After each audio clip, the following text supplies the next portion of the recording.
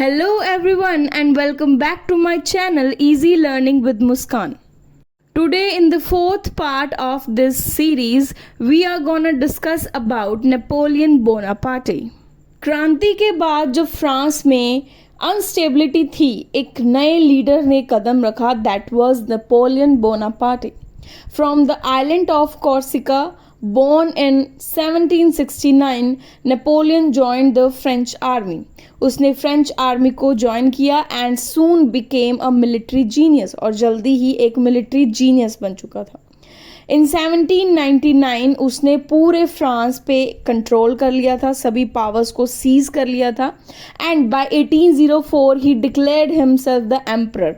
उसने अपने आप को खुद ही राजा डिक्लेयर कर दिया था बिना किसी पॉप के.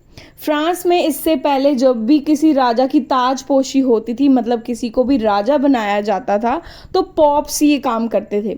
पर इसने बिना किसी पॉप का इंतज़ार किए खुद को राजा डिक्लेयर कर दिया, मींस खुद ही ताज अपने सर पे रख लिया. नेपोलियन बोनापार्टे को बेसिकली उसके रिफॉर्म्स की वजह से याद किया जाता है जो कि उसने फ्रांस में किए थे.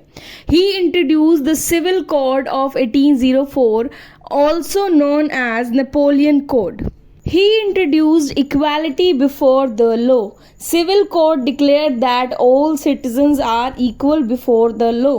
इसमें abolish कर दिया जो class based privileges लोगों को मिलते थे, अब वो ख़त्म कर दिए गए थे और लीगली सबको इक्वालिटी प्रोवाइड कर दी गई थी. Second reform was abolition of privileges by birth. पुराने सिस्टम के अकॉर्डिंग नोबल्स और क्लर्जी को स्पेशल राइट्स मिलते थे जो कि अब रिमूव कर दिए गए थे. Now no one would get privileges just because of their family और उनके पास कोई टाइटल है, इस वजह से उनको कोई भी स्पेशल प्रिविलेजेस नहीं दिए जाएंगे. Then third was right to property. Napoleon ने लोगों के प्रॉपर्टी राइट्स को प्रोटेक्ट किया था. This gave security to land owners and for middle class citizens. Middle class और लैंड ऑनर्स को एक सिक्योरिटी मिली थी कि अब उनके जो प्रॉपर्टी राइट्स हैं उनसे नहीं छीने जाएंगे. Then fourth was promotion of education. He promoted state controlled public education जिसमें सिटीजन्स और ब्यूरोक्रेट्स को ट्रेन किया जाता था. स्कूल्स कुछ इस तरीके से डिज़ाइन किए गए थे कि वो बच्चों को ऐसे बिल्ड करें जो कि लॉयल हों अपनी कंट्री के लिए और स्किल्ड एडमिनिस्ट्रेटर्स बने.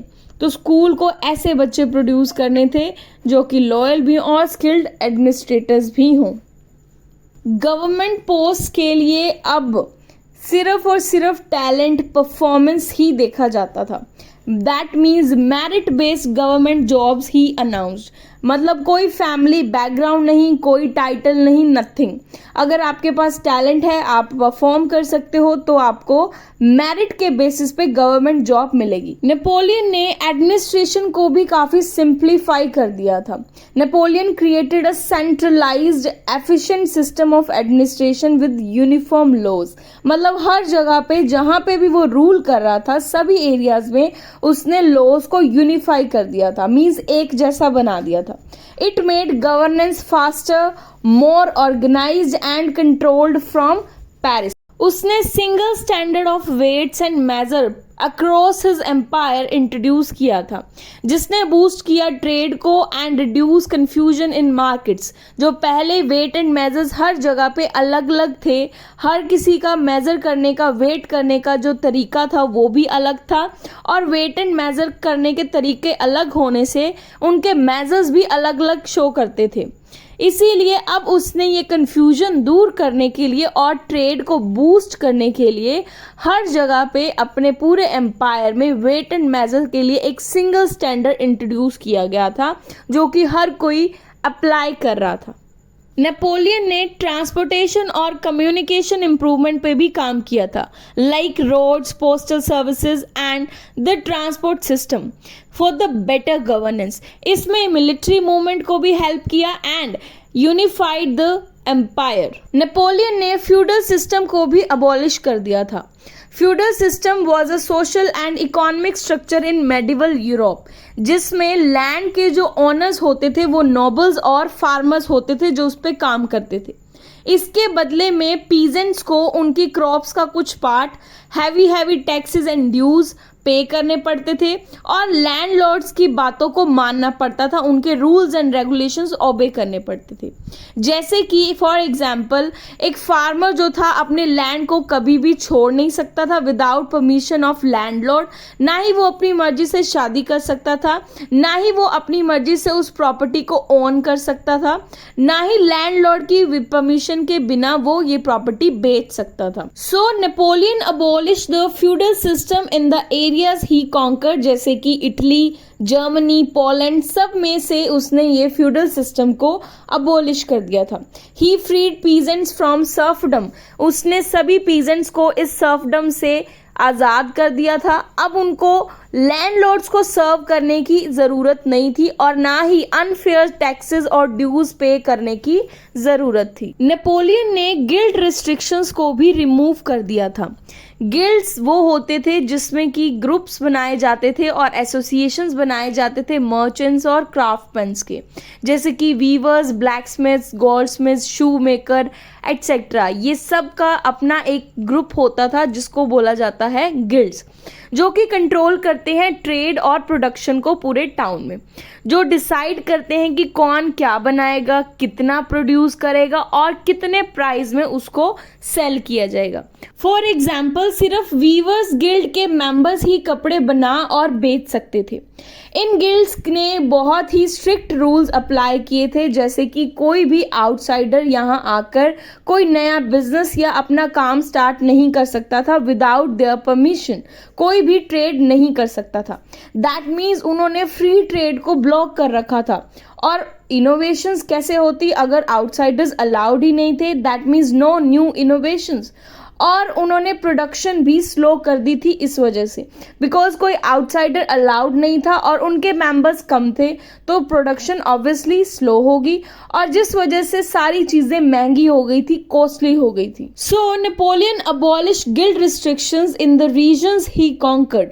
उसने फ्रीडम ऑफ ट्रेड अलाउ किया, दैट मीन्स उसने ट्रेड को फ्री कर दिया। फ्री ट्रेड पॉलिसी उसने अप्लाई की विच हेल्प इंक्रीज कॉम्पिटिशन, जिस वजह से कंपटीशन तो बढ़ा, साथ साथ प्रोडक्शन भी बढ़ी, बिकॉज आउटसाइडर्स भी अब अलाउड थे वहां पे ट्रेड करने के लिए एंड बेसिकली इकोनॉमिक ग्रोथ को उसने बूस्ट अप किया। Napoleon introduce common national currency.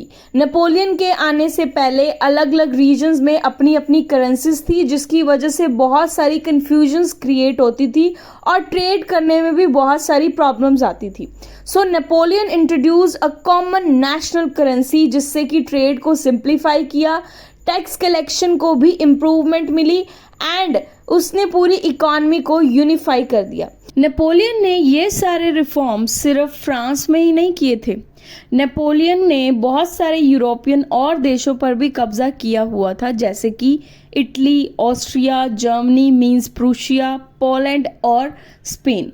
उसने इन सभी कंट्रीज पर भी ये सारे रिफॉर्म्स अप्लाई किए थे, लेकिन ये सब इम्पोज किया गया था लोकल ट्रेडिशंस को इग्नोर करके। Despite many reforms, Napoleon civil code had several drawbacks. Means बहुत सारे रिफॉर्म्स करने के बाद भी नेपोलियन के इस सिविल कोड में बहुत सारे ड्रॉबैक्स भी रहे, जैसे कि पॉलिटिकल फ्रीडम वॉज रिस्ट्रिक्टेड। लोगों के पास वोट देने या अपनी सरकार खुद चुनने का अधिकार नहीं था। नेपोलियन ने हर फैसला अपने हाथ में रखा था। Heavy taxes were imposed to fund wars and maintain the army. Army को मेंटेन करने के लिए और वॉर्स में फंड करने के लिए लोगों पर हैवी टैक्सेस लगाए जा रहे थे, जिसका पूरा बर्डन आम नागरिकों को उठाना पड़ा।